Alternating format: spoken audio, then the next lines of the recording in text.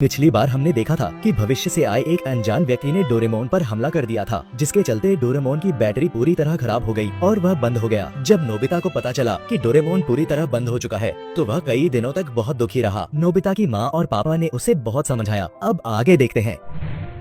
इसके बाद नोबिता ने मेहनत शुरू कर दी। उसने अपनी बुरी आदतें छोड़ दी, अपने आलस को त्याग दिया। शायद ये सारी आदतें खुद ब खुद छूट गई थी, क्योंकि उसका मकसद इन सबसे बड़ा था। अब वह सोने या बेकार कामों में समय बर्बाद नहीं करता था। उसका जीवन अब एक मकसद के लिए था, जिसके लिए वह कुछ भी करने को तैयार था। वह दिन रात पढ़ाई करता, अब खाली समय में कॉमिक्स पढ़ने की कोशिश भी करता तो मन नहीं लगता। उसका प्यारा दोस्त खराब पड़ा था और वह कॉमिक्स पढ़कर समय बर्बाद नहीं कर सकता था। धीरे धीरे नोबिता की शेल्फ अच्छी किताबों से भर गई। शिजुका और बाकी दोस्त नोबिता को देखकर हैरान थे, क्योंकि अब वह काफी समझदार हो गया था। उसके मार्क्स भी अच्छे आने लगे। नोबिता खुश रहता, सबसे प्यार से बात करता, लेकिन फालतू चीजों में समय बर्बाद नहीं करता। नोबिता ने आगे की पढ़ाई के लिए रोबोटिक्स इंजीनियरिंग चुनी। जब वह यूनिवर्सिटी पहुंचा तो उसने वहां टॉप किया। उसने सबसे होशियार बच्चे डेकिसुगी को भी पीछे छोड़ दिया। फिर भी उसे अपने मार्क्स पर कोई घमंड नहीं था। वह डेकिसुगी से कोई प्रतिस्पर्धा नहीं रखता था। अपने मार्क्स देखकर वह शांति से घर जा रहा था। तभी शिजुका ने उससे घूमने चलने को कहा, लेकिन नोबिता ने कोई अहंकार नहीं दिखाया। उसने शांति और प्यार से कहा, मुझे काम है शिजुका, फिर कभी चलेंगे। नोबिता अब पूरी तरह शांत, समझदार और मेहनती हो चुका था। वह सिर्फ ज्ञान के लिए पढ़ता था, वह ज्ञान जिससे वह डोरेमोन को ठीक कर सके। वह शिजुका को इम्प्रेस करने की कोशिश भी नहीं करता था। उसका बस एक मकसद था, अपने दोस्त डोरेमोन को ठीक करना। कई साल बीत गए। नोबिता की पढ़ाई पूरी हो चुकी थी। अब तक उसे रोबोटिक्स का अच्छा खासा ज्ञान हो गया था। उसने डोरेमोन को अपने कमरे की छत पर छिपा रखा था ताकि कोई छेड़छाड़ न करे। लेकिन डोरेमोन के मैकेनिज्म को समझना नोबिता के लिए भी मुश्किल था, क्योंकि यह कोई साधारण रोबोट नहीं बल्कि 22वीं सदी का एक एडवांस्ड रोबोट था। फिर भी नोबिता ने अपनी मेहनत से डोरेमोन के मैकेनिज्म को काफी हद तक समझ लिया था, लेकिन अभी भी कई चीजें थी जो उसके समझ से बाहर थी। उसे समझ नहीं आ रहा था कि वो डोरेमोन को कैसे ठीक करे, लेकिन वह हार मानने वालों में से नहीं था। एक दिन जब नोबिता बाहर से घर लौटा तो उसने देखा कि उसके मेल बॉक्स में एक लेटर पड़ा था। लेटर पर नोबिता का नाम लिखा था और वह खास उसके लिए भेजा गया था। लिफाफे पर धूल जमी थी, जैसे वह कई साल पुराना हो, लेकिन भेजने वाले का कोई नाम या पता नहीं था। लिफाफे के किनारे पर सिर्फ एक सिग्नेचर था, डी।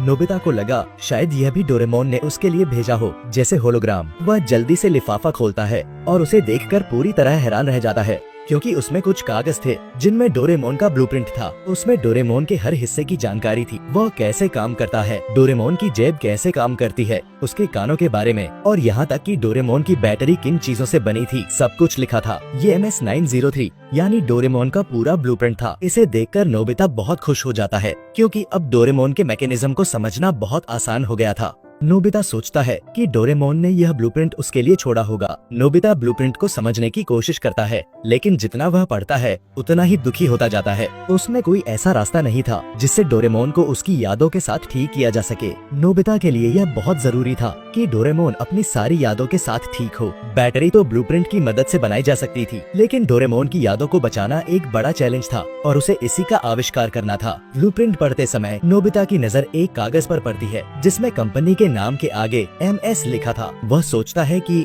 MS का मतलब क्या हो सकता है। अचानक उसे याद आता है कि MS यानी मात्सुशिबा, वह कंपनी जहां डोरेमोन को बनाया गया था। जल्दबाजी में नोबिता अपने ड्रॉर से उस लिफाफे का कवर निकालता है जिसमें डी सिग्नेचर था। उसी शाम जब डेकिसुगी नोबिता से मिलने आता है, नोबिता उसे ब्लूप्रिंट और लिफाफा दिखाता है। दोनों समझ जाते हैं कि यह लिफाफा डोरेमोन ने नहीं बल्कि मात्सुशिबा कंपनी के डायरेक्टर ने भेजा था। डायरेक्टर को पता था कि नोबिता के जीवन में एक दिन ऐसा आएगा जब उसे इसकी जरूरत पड़ेगी, इसलिए उन्होंने नोबिता की मदद के लिए यह लेटर भेजा था। जैसा हमने रिबॉर्न ऑफ डोरेमोन में देखा था, डायरेक्टर ने डोरेमोन को किडनैप कर लिया था। वह उसे पहले जैसा स्मार्ट बनाना चाहता था, क्योंकि उसे अफसोस था कि उसका बनाया रोबोट डिफेक्टिव निकला। लेकिन नोबिता और डोरेमोन की दोस्ती देखकर वह भावुक हो गया था और उसने डोरेमोन को रीसेट नहीं किया, क्योंकि ऐसा करने से डोरेमोन की सारी यादें मिट जाती। डायरेक्टर जानता था कि एक दिन नोबिता के सामने यह स्थिति आएगी, इसलिए उसने सारे ब्लूप्रिंट एक लिफाफे में डालकर नोबिता के लिए भेजे थे। कई सालों बाद वह लिफाफा नोबिता के पते पर पहुंच गया। नोबिता मन ही मन डायरेक्टर को धन्यवाद देता है, क्योंकि उनकी वजह से उसकी बहुत बड़ी मदद हुई थी। नोबिता अब डोरेमोन पर काम शुरू करता है। वह दिन रात पूरी लगन से मेहनत करता है। कई सालों की कड़ी मेहनत के बाद वह एक ऐसा तरीका खोज लेता है